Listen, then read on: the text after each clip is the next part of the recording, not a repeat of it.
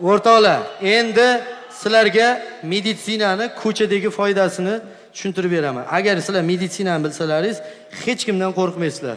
Nursulton Ro'ziboyev kelibdi nihoyat, qarsanglar bo'lsin. Qani?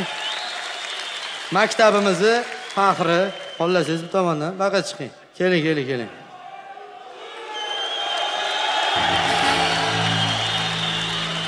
Anjonlilar keldi. Salomat Nursulton, qo'rqmay urmayman. Qarang. Ko'chada ketyapsizlar, tasavvur qilinglar. Tasavvur kelyapsiz. Yelka urushib ketdi. Tushunmadim, nima bo'lyapti? Didingiz o'zi tamomsiz. Biz nima qilishimiz kerak? Tashlasak bari kalta yeymiz, to'g'rimi? Bunaqa holatda nima qilamiz? Meditsinadan foydalanamiz. Inson organizmidagi eng nozik to'chka qat yurak.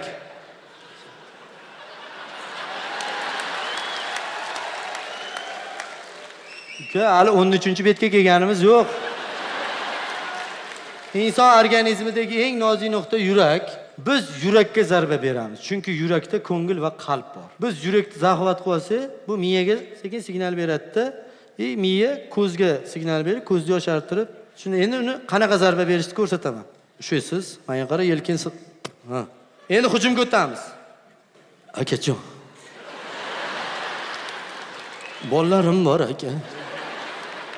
Kerak emas aka, o'zi miyam ham charchab turibdi.